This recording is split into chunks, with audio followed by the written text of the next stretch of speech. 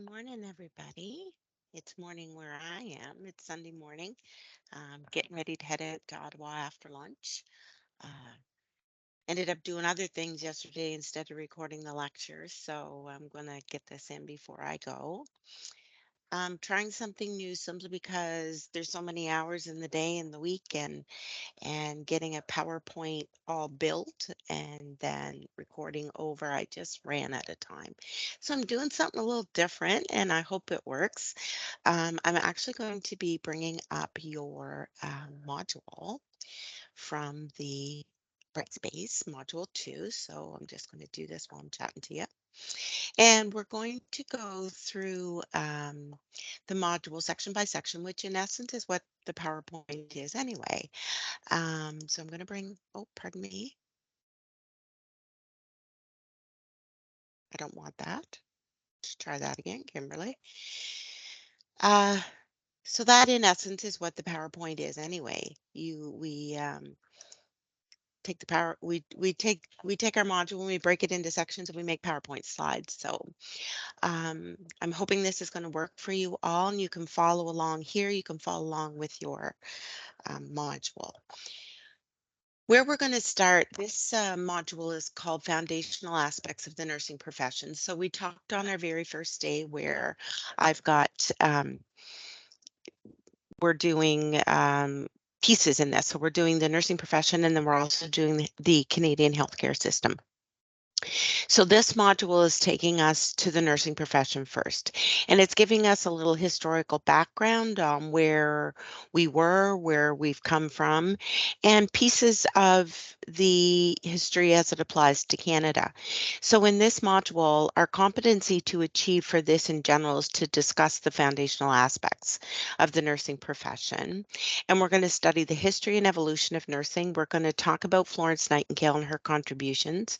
We're going to try to define nursing, and then we're going to have a little talk and start talking about our Indigenous people and the role of women and Indigenous women in the early Canadian settlements. And these ladies were and are part of the roots of nursing in Canada. So we're going to scroll down here. We're going to start with the history and evolution of nursing. And a lot of this is really interesting, I find. You know, we may see snippets of, different types of nursing when we watch movies or if we watch TV shows or if we've taken a little history through the years in school. But what I find really interesting is if we take pieces out of each sort of culture or civilization as it happened, you can really see how the roots of humans healing humans has been there since we can remember.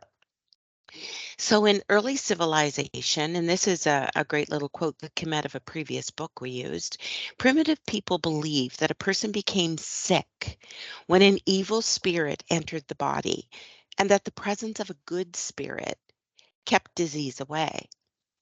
Interesting concept. It was their way of trying to process something bad came into the body to make the body sick. If the body stays good, then it and healthy, then good spirits must be there. In essence, they weren't that far off because really I look at evil spirit being bacteria, infection, viruses. So it's interesting that even from the earliest times, people were recognizing that there was something bad that entered the body to make us ill. And just to bring a little religion in, it doesn't mean that this is right or wrong if you're from another culture, but there was this belief that if you weren't a God-fearing person or you didn't have some sort of a religious belief or worship of a higher being, you were more prone to illness than others, which is interesting. During that time, we had medicine men, and they're not specifically to the Indigenous culture. They're more common then, but there's different type of medicine men that performed all kinds of rituals to try to get rid of these bad spirits because they didn't have anything else then. They didn't have pure medicine. They didn't have the research and the medicine and the tests that we have today, but they relied on their belief systems, they relied on nature, they relied on what Mother Earth could give them. And within all of that, there were just some different examples that sacrifices were made in relation to the sick person. There was witchcraft, there was purging laxatives, which was interesting through the years. It's like if you just kind of moved those bowels and got everything out, you were taking the bad with you. Cupping, massage, heat and cold applications. So if you take a little bit of a look at this right now, there was a little bit of nursing or modern medicine going on, especially when we talk about emptying the bowels, cupping and massage, and then putting heat and cold on the body to try to rid them of ills. We still do those things today. At that point, the role of the women was mainly with the childbirth. The men weren't around when the baby came, and that was something that fell on to the women of the community. Scroll down. I love that picture. I just love that picture. So let's start leaving early civilization, come into the 19th century. What was going on then? Well, they really thought they were getting smarter. They thought that they were starting to figure things out, that they were coming out of their primitive ways and heading into a more modern culture. And they did develop what we would think of as a form of a hospital, but they were called pest houses. And just think of that word, pest house. It was full of dirty conditions, dirty humans. They were overcrowded. There wasn't any private spaces. And the care was being done with a very limited scope of untrained staff. So it's sort of the on the job training philosophy where people that were willing or wanted to look after people just jumped in and learned as they went, but they didn't have any formal training. There was poor hygienic practices everywhere. The caregivers themselves, the environment. That's why they called pest houses. They were overrun with rodents, overrun with bacteria and illnesses. There was high infection and mortality rates, and mortality rates means death rates. And the reason for that is they basically put all of these ill people in dirty conditions with overcrowding, and it was just a pot to stir to make everything worse. And, and excuse me, people weren't being treated. They were just kind of put in there in more of a, a place to go and hope you get better, and we'll take care of what we can, like feeding you and et cetera, et cetera. But as far as health care and providing treatment, that did not occur in these pest houses. And these patients were actually contracting more diseases than what they were cured of, and contracting more diseases than what they went into the pest house for to begin with. So it was a start. The thoughts were there that we needed to kind of separate and have people do duties there, but we still were not where we needed to be. We were still creating health issues. And these pest houses used to have a sign right out front. It's kind of neat. This is a historic one in the borough of Islington. So that's in the UK. And what's interesting about this plaque is this pest house for this city was built in an open field. So they just erected something in 1593, and it actually was it was demolished in 17, so about 150 years, and then they used it for the Great Plague in 1665. But think about that. They probably put all of those people in there with the plague. Most of them probably never came out simply because of all of the issues we talked about just a few minutes ago with them. But this is just interesting. There is a historic site recognizing the role of pest houses in our healthcare. Again, This was kind of interesting when we talked about unskilled workers. The ranks of workers, loosely referred to as nurses, were filled with women who drank heavily, engaged in prostitution, and were inmates in jails and prisons. That's who our initial nursing staff were. The reason for that, it was like, let's give them a job, let's give them a purpose, let's get them out there. But sadly, they're in environments that were not healthy. So if they contracted the diseases and succumbed to them and died, back then they looked at it no big loss. They weren't really a productive person in society due to the reasons that they were selected to begin with. Interesting, isn't it? And sad in another way. Upper class women did not work outside the home, so they were never considered to go into the ranks of nursing. And religious orders did train women, but they were unable to meet the demand of the community. And you're going to find that the initial structured nursing groups, lack of a better word, were nuns. They were from religious orders because education was able to be given to them. But they were still very small in number compared to what was needed in our world at that time. So finally, around the mid 1800s, sanitation, so our environment, our hygienic practices, house cleaning, where we got rid of our sewer, etc., and disease outbreaks in humans was starting to be recognized as having a connection. So, and the main reason for that is they put people into these buildings, into these hospitals, expecting things to get better and realized, as we said, things got worse. So they looked at what is our surrounding about and what are our people about, and the connections started to make, okay, we have to do more than just putting them all together. And again, still in the 1800s, hospitals were unsanitary, they were crowded. And what was happening at that time, if you were rich and you had money, you could hire private people to come in and take care of you in your home. But it was the poor who could not do that. And they were the people that were filling these so-called 1800 hospitals. Oops, sorry, click, click, click. And here's an example. I love these old vintage pictures of the nurses. So this is what we were dealing with. And really, it looks like a house, doesn't it? But that's just really cool. So what starts to happen in Canada? Let's shift our focus. So that's giving you a little sense of where we were in the world.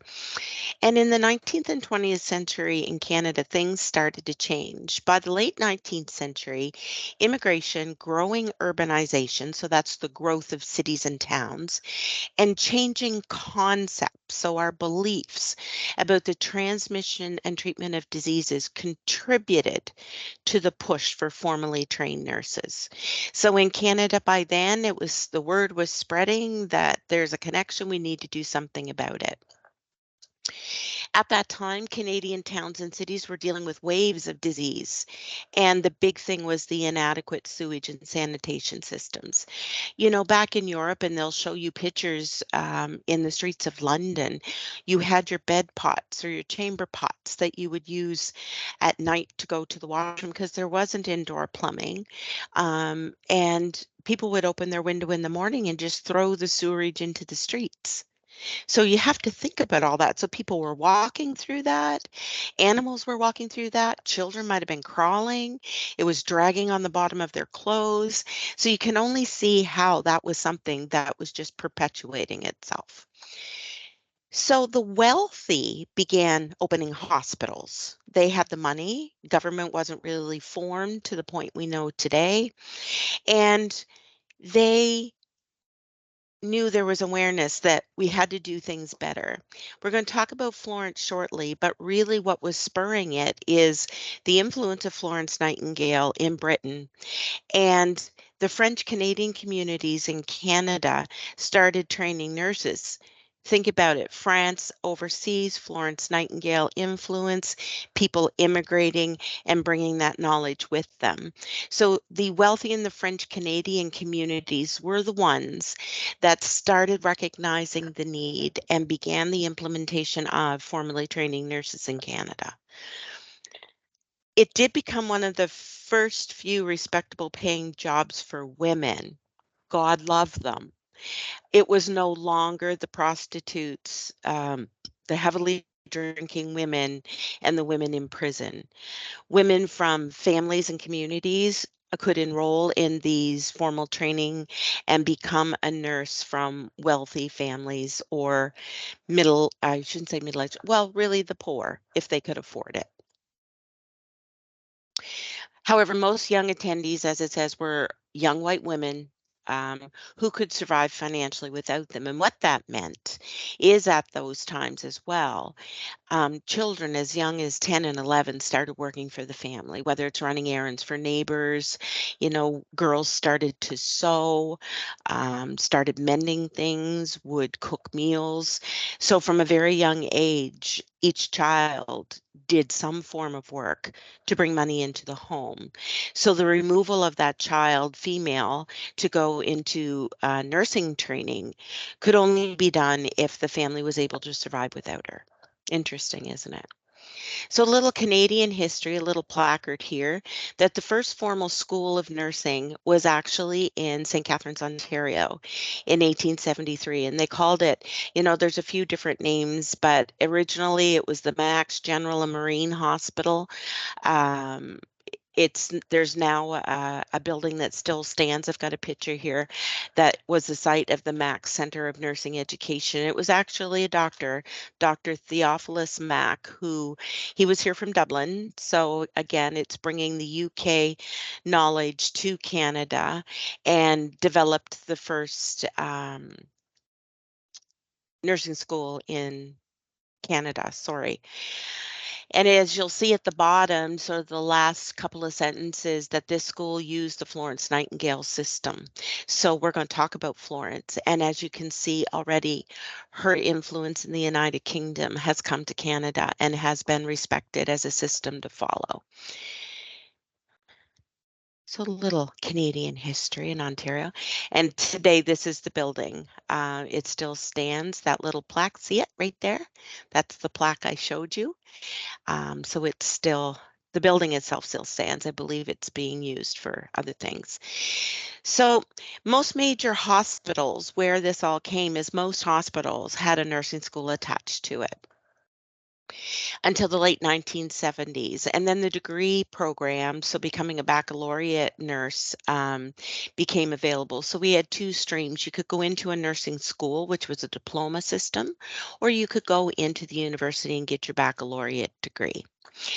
Each nursing school had its own distinctive design for its cap and its uniform, and they did become a great source of pride for the graduates. And that lasted into the 1990s. When I graduated, maybe I'll bring my cap into class when I come. I've got it in my desk.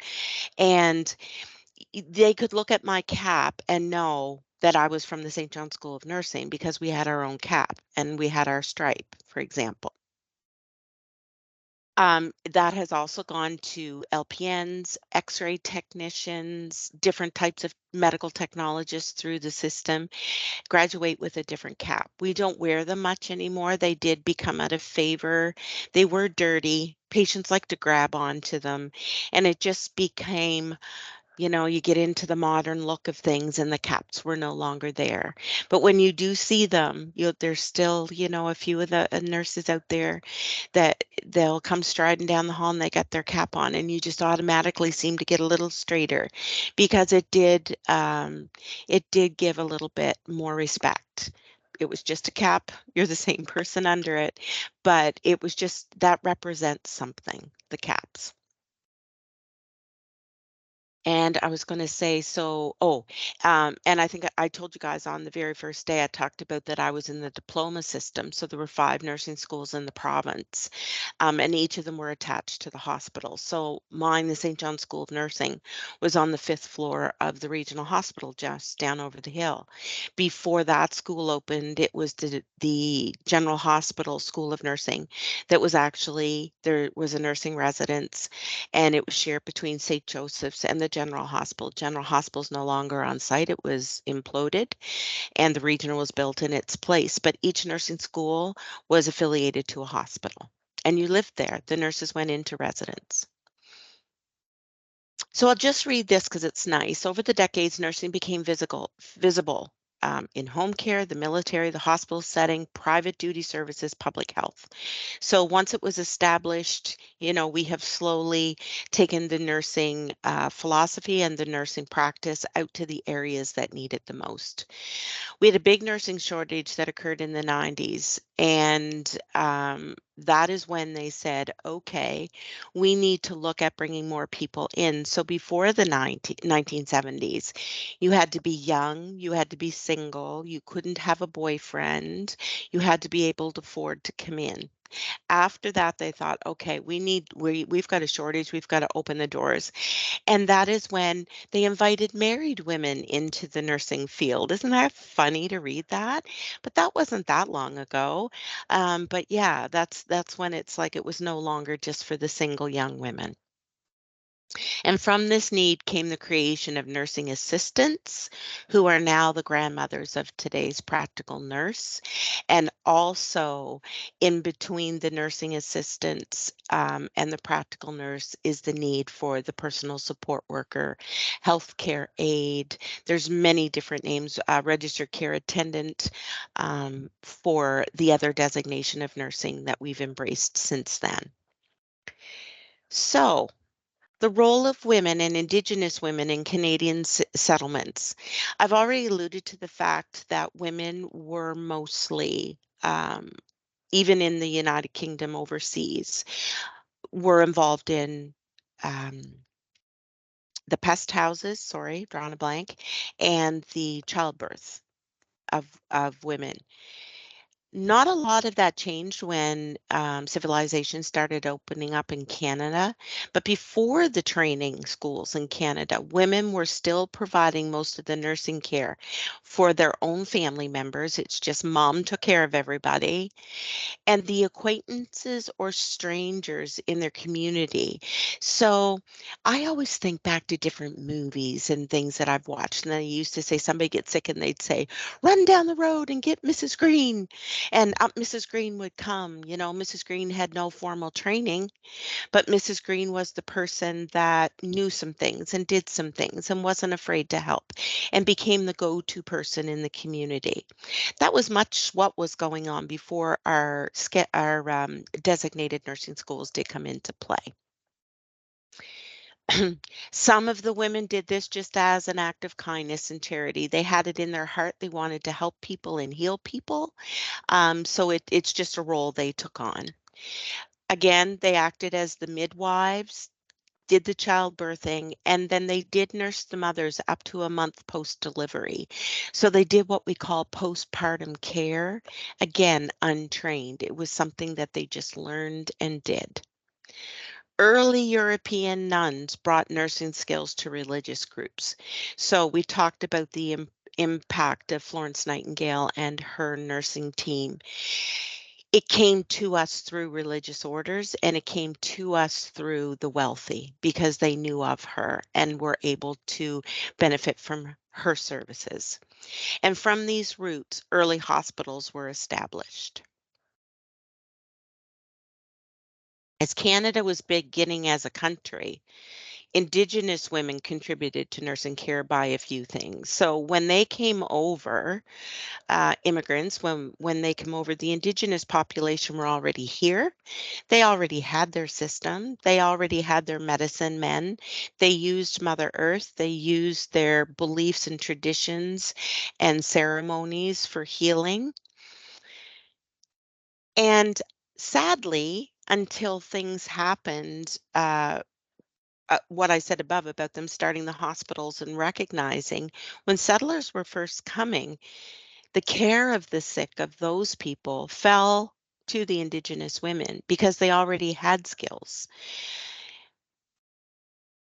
And it's not that they used and abused it, but it was more of, you're here, you know what to do, you're going to help me. But what happened was the settlers brought illness to the Indigenous community. So there wasn't a happy, yay, we're going to help you. It was a burden that fell to them. And unfortunately, it created illness and brought new illness to the Indigenous population that they hadn't had prior to the settlers coming. Their care was directly attributed to the survival of these new communities. That's one thing through history you're going to see. Without the Indigenous people and knowing the way of the land and knowing, the environment and the diseases that did exist, I shouldn't say diseases, the possibility of contracting diseases from that land, the settlers wouldn't have survived. They do owe a lot to the Indigenous community for that, as well as the women specifically, because that was their role. And again, they took on the midwifery role. So that seems to be the main role for all women early on. And so not only were they doing it for their own people, they were doing it for the settlers as well, until the settlers started to learn how to do it. So in a way, the Indigenous population, specifically the women, also lended a hand in developing the philosophy on which nursing in Canada is today, because they were there and already doing some things and started to share their knowledge with the settlers coming over. I love this picture. I just love this picture. The Cree women in Alberta in 1890.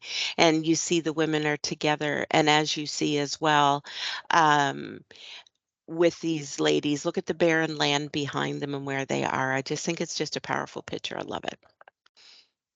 So we're going to do nursing in Canada started in the early 1600s. We talked about these nuns.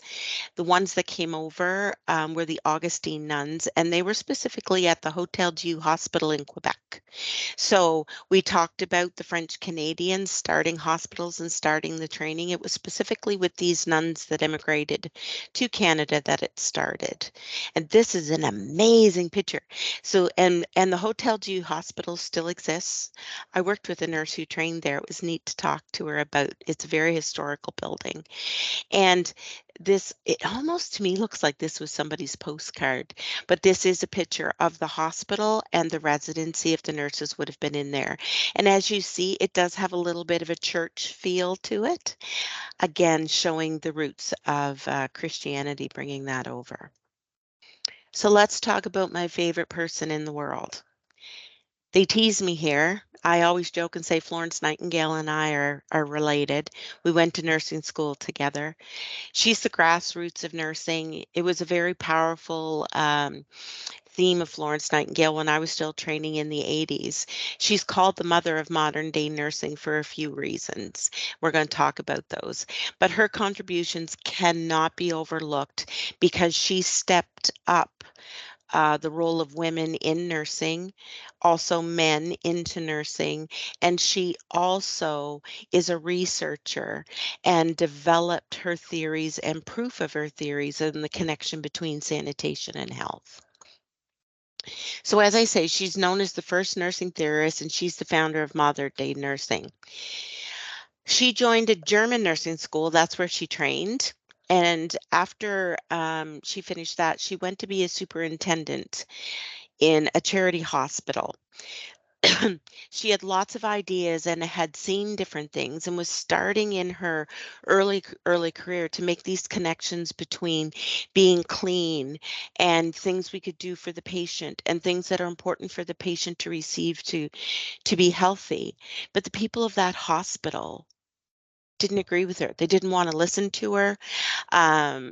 She um, what's the word I'm looking for? She lobbied to have that happen, and they kept putting her down and putting her down. And what's interesting, and you'll see it here, that the nurses on the board of that hospital were all untrained. They had never had formal nursing education. So some of the beliefs are they saw her as a threat or just trying to push around her fancy education. So she was never able to really get any um, ground there to start implementing any of her theories. So there's our girl there, there's Florence. What did end up happening is the Crimean War broke out. And Florence, due to her leadership and due to her desire to want to help and to do things, was asked to lead a group of nurses on the battlefield in the hospitals, on the battlefield, pardon me, in Turkey uh, during this war. And it was during this that she was able to start implementing her ideas. And she started training the group that went with her on the field and then took that eventually to her own nursing school and hospital. These are the things, and these things here are very important. I need you to know them and understand them, and they're going to reflect back in your mind as you go through your courses and start thinking, oh, I've heard this before. This was from Florence Nightingale. These are the things that they discovered, she and her team, on that battlefield while they were taking care of the wounded. She started implementing sanitary conditions, the environment that those wounded soldiers came into, and what they did to the human body cleaning wise. So they sanitized the hospital units, they washed the linen, they washed down the beds, they kept the area around the bed as clean as they could. Every piece of equipment, even if it was a spoon or a fork, or the bed linens or a clean shirt were brought clean. They were cleaned in between patients. They were cleaned in between use on the same patients. What they started seeing, death rates were starting to drop dramatically. These soldiers were starting to have a chance because basically the illness and the disease were being washed away. Things were being disinfected. Soldiers started to develop a respect for their care. They were seeing how they were being um, basically loved and cared for. They were given food. People were taking time to bathe them. The nurses were giving them nutrition. They were comforting them when they needed to. And this philosophy was never part of nursing before. Before it was a duty to care, now care and compassion, we already talked about that, was starting to show, and it was making a difference in the soldiers. It was giving them motive to live. It was giving them the sense that somebody does care for me, even though I'm broken, even though I've lost both of my legs. There was an environment of love and caring. And due to that, the soldiers were motivated to heal due to the dedication and empathy that they were shown.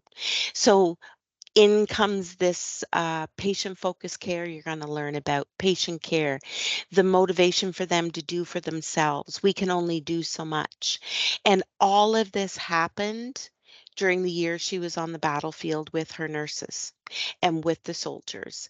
And by word of mouth, it started being noticed what was happening there when it came to the care that was being provided, who was providing it, what they were providing, and what the results were becoming noticed.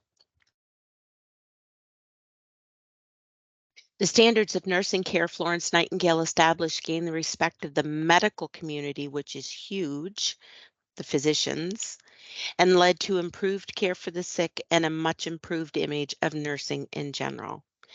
Remember, up to that point, it was the alcoholic prostitutes from poor conditions that were nurses. Those that went to the battlefield were not those people. Florence Nightingale did her rounds. She's become known as the Lady of the Lamp. It's interesting. That has stayed through nursing through all of these years. She did her rounds at night with the lamp. The soldiers would see her coming, and she was just a beacon. It sounds corny, but that's how it's written by some excerpts from things you'll read, that it was pitch dark and they would see her and her little lamp coming to check on each one of them through the night. They weren't left alone, and things were done if they needed them through the night. And she became known as the Lady with the Lamp. And the symbol of Florence's lamp is through most associations around the world. Somewhere in their logo, you're going to see the flame. This is the AMBLPN, and even though those are people, just take a look. It's a little wavy flame shape. You'll see, now you're going to see it as you look up things, but the flame has continued on through nursing because it's a symbol of hope and caring. And Florence. So then what happened? I'm going to take a little sip of my coffee.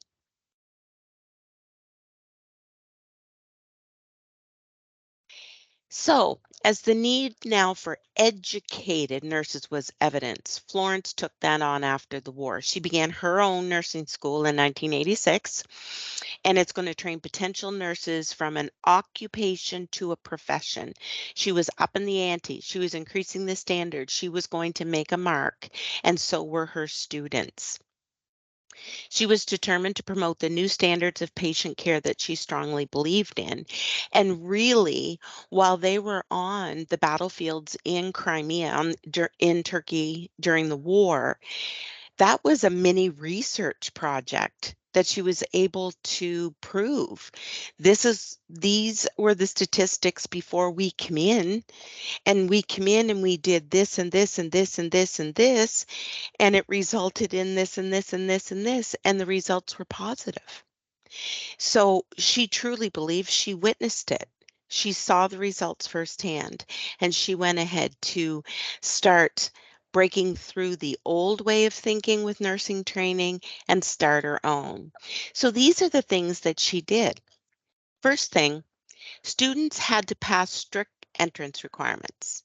I don't know what they were, and we don't need to know, but she now knew the type of person, so to speak, that needed to be in the nursing profession. It wasn't just someone plucked off the street.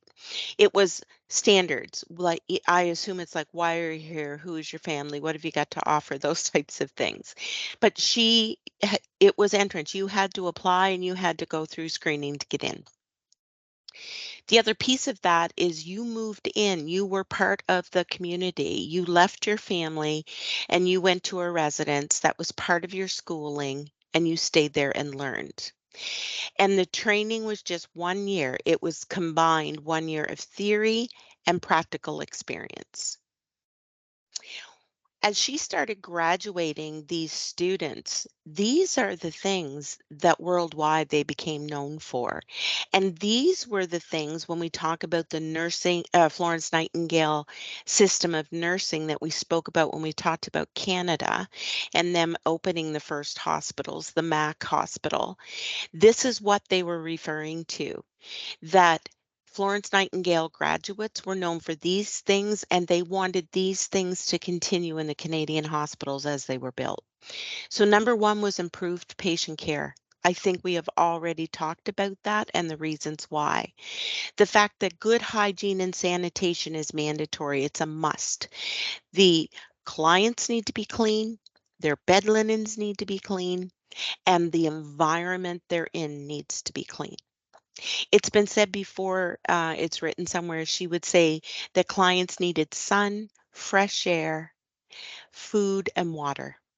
Four basic elements. And you think of it, vitamin D from our sun, our healing vitamin.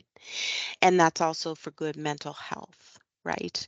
Cleanliness to keep disease away, fresh air for those reasons so that you're not in an environment breathing in diseased air, and then food and water to feed our body and our organs to get strong and better.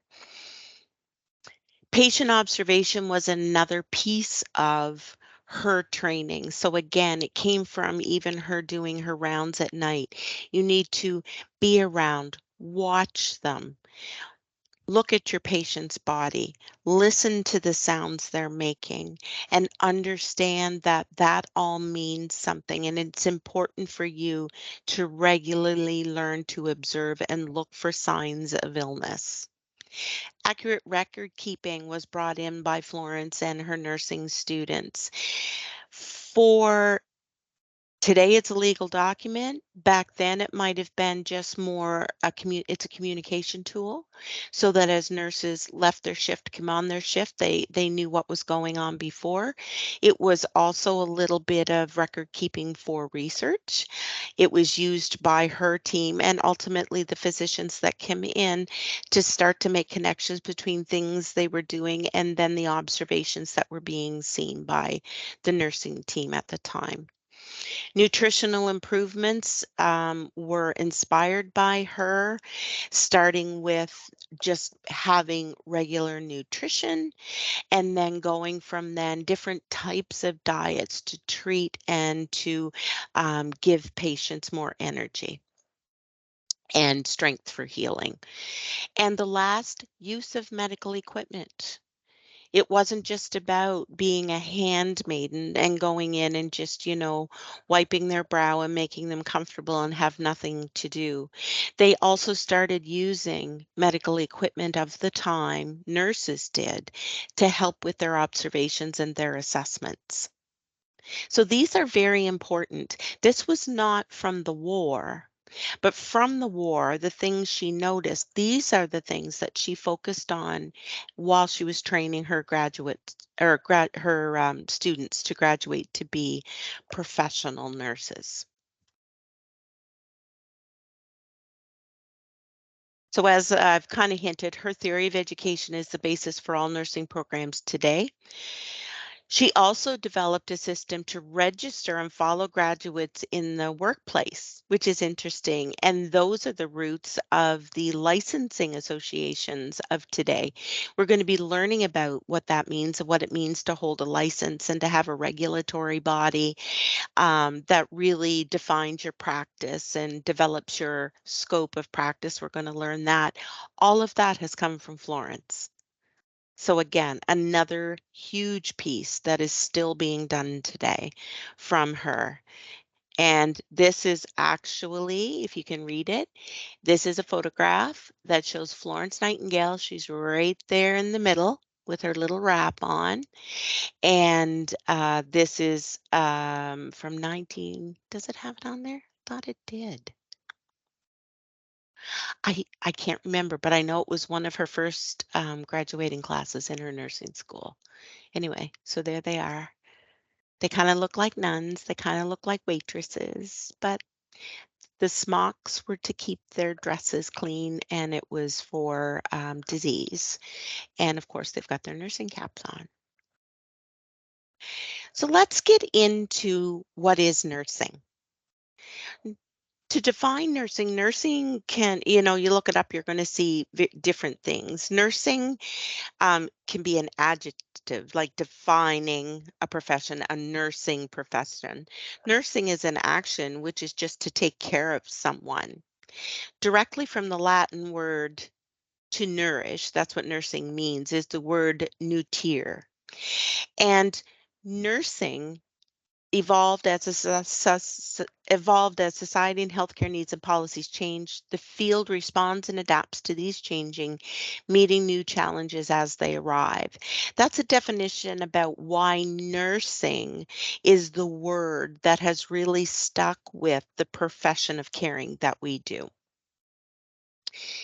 But really, nursing means all kinds of things, depending on where you work, who you work with, the specialty you may choose to do. There's many words. If we started to say, what does nursing mean to you? Put a group of nurses in a room. You are going to hear many different things, but you're also going to get central themes. And this is what we're going to talk about. What does the world see as nursing? What are the central themes? So I already talked about this, but in 1860, Florence Nightingale described nursing as this. So the mother of modern day nursing described the use of fresh air, light, warmth, cleanliness, quiet, and the proper selection and administration of a diet. These were the foundational um, themes that she took into everything she did from that point on. She recognized the points of this. Now, this isn't really talking about the nurse person. This is talking about nursing, and that was the thrust of nursing in the 1860s, was to provide those things to improve patient health. Many theorists and professional associations have developed different definitions over the year. And there's common themes to this definition. And I'm just going to read them, and you're going to see them throughout anything you read about nursing. These are very much standard language now when we talk about the nursing profession. You read anything from your associations, you go to any webinars, you're going to see these things. So nursing is, so this is from the groups of everyone out there have put it together, and these are the common themes of what nursing is believed to be. Nursing is a science and nursing is an art. And what that means is science you need to study. There's things you need to know about the human body. There's concepts about cleanliness. We now call it asepsis. You're going to be learning that this term in Brett and Lisa's skills course. And it's also an art. Not everyone can be a nurse. It's an art to take care of people, to get into that personal space and to exist there with them and be able to be productive and help them get well. Not everybody can do that, and that's okay. Nursing is client centered, meaning the client, it's not just, well, yeah, client centered because the client is who we're taking care of. It's also about the client. We include them in their care, we include them in their decisions. We talked about that a bit with our power of attorney for finance and for health when we did our first lecture. And it is now what we do. We don't make decisions for them, we include them in. Nursing is holistic. That term you're going to hear through your programs, that means whole, holistic, meaning we look at every piece of the person, not just their physical body, their spiritual body, their mental well-being. We look at their living conditions, their employment, their family support. We take it all in because all of those things can add to illness. So we treat it all when we can. Nursing is a helping profession. That's what we do. We're there to help people. We're there to help families. Ultimately, we're there to help our communities and our country by keeping the health of our clients at a I guess as a priority. So we are a helping profession, but at the grassroots, that's what brings people in. And some of you even said that on the day we talked. You just want to help people. You may not know what it is, but you just know. You just want to help somehow. And that is a characteristic that most nurses have that brought them in. Nursing is adaptive. What's interesting about this one is the belief because we have molded and changed and morphed into not what Florence Nightingale had. We've morphed, I think, into her ideal, hopefully, of what she wanted. We are constantly having our skills changed, our responsibilities changed. Where we can work is opening up. All of the things we're responsible for, the team members that we work with, and what they accept from us to embrace into their practice. So, we work with the physiotherapist, what we tell them, they take in and then they apply it to what they're doing. We're very adaptive. We're out there and we're kind of a go with the flow type of profession because it's forever changing. Nursing is caring. And to be honest, if you don't care for yourself, how are you going to care for others? But it's not just the physical care, being able to wash your own hair, bathe your own body. It's also about caring from the heart, understanding what people are going through, being able to empathize, and maybe being able to not just, huh, nothing I can do about that, but looking at it, you've got to care for the human population because you are a human. And we need more of that in nursing, to be honest with you. We've lost that piece of ourselves, and I feel it's slowly going to come back. It's just going to take time. It took a long time to go. It's going to take a long time to come back, but it starts with you. You're the new class coming in. I say this every year. Be the change, be the change, be the role model, be that person, because that's what nursing is about. That's what society, the nursing society worldwide, sees as a piece of nursing is caring.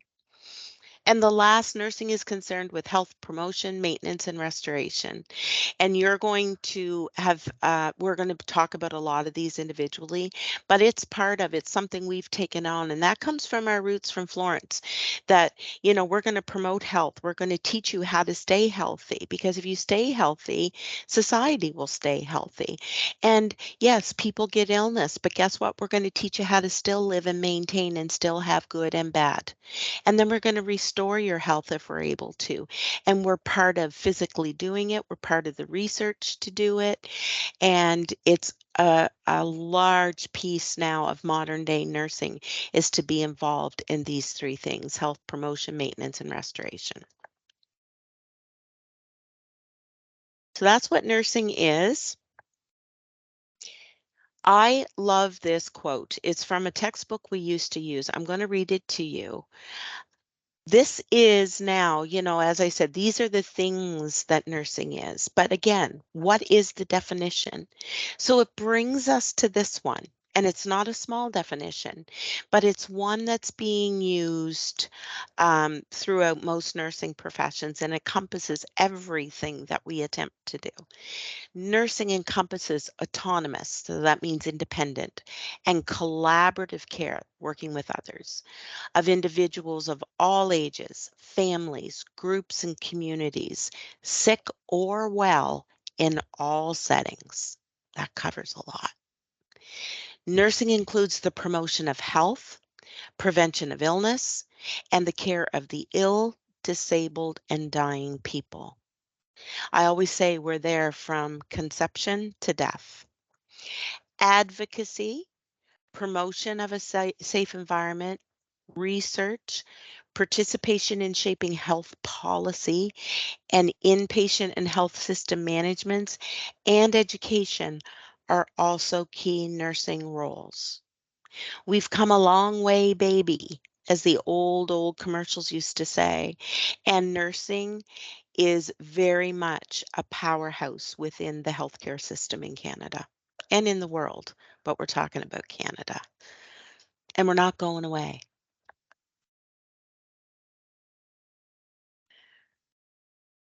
So that's the end. At the bottom here, you're going to see these are a couple of textbooks that we used to use that I got this information from. The takeaway message from this lecture for me are the contributions of Florence Nightingale and her students and her philosophy. Those observations she created, her philosophy of training, her dedication to patient wellness, and her dedication to training skilled people to do this is the foundation of the nursing that was brought to Canada when immigration and civilization started to move. So she can't be ignored. She's very important. She's very important to me. I have high respect for Florence Nightingale. And I also am positive you're probably going to get lots of test questions on her for that reason. I want you to think about the grassroots nursing that she developed and that she believed in. And from this definition, the use of fresh air, light, warmth, cleanliness, quiet, and the proper selection and administration of diet how fundamental that is, but how important that is to start a body on the road to recovery. And we can't ignore that. All of the things that you're going to come across from this point forward, and all of the medical machines we use, all of the interventions, the different types of healthcare providers we can bring in. Don't forget the basics.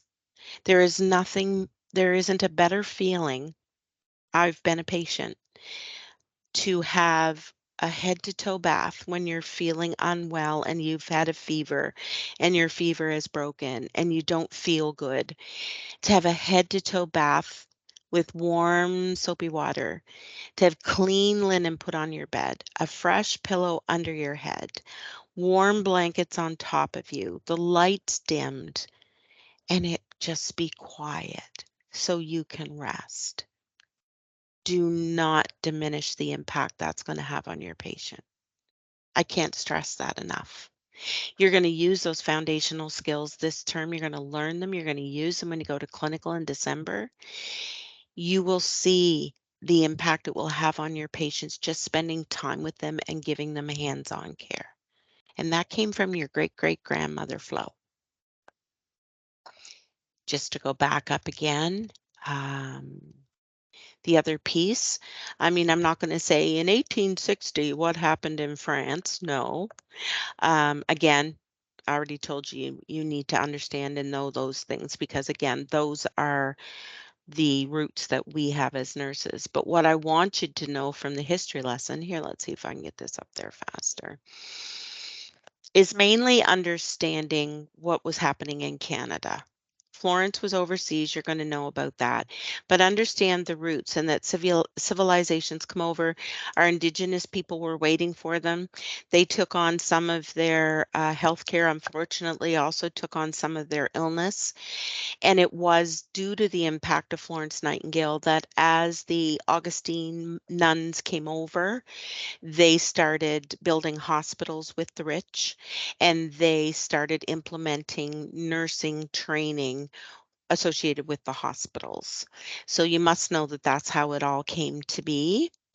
And way back up, I would like you to also understand, just in general, where we came from and where we are now. But the main themes here is that an unsanitary society equals disease. And in our third world nations in the country, that is still seen today. That's why we bring medicines to them, Doctors Without Borders. You have UNICEF. You have, I'm going to challenge my brain to think of them all. And you have religious communities going over and making sure communities have running water, know how to grow their own vegetables. There's reasons for that because that equals a healthy society. Okay. So I think that's it for my lecture. It was about an hour, not too bad. Again, you've got this. Write any questions down you want, but the big focus here is Florence Nightingale and the history of when nursing hit the shores in Canada. I'll see ya when I'm back. Bye, everybody.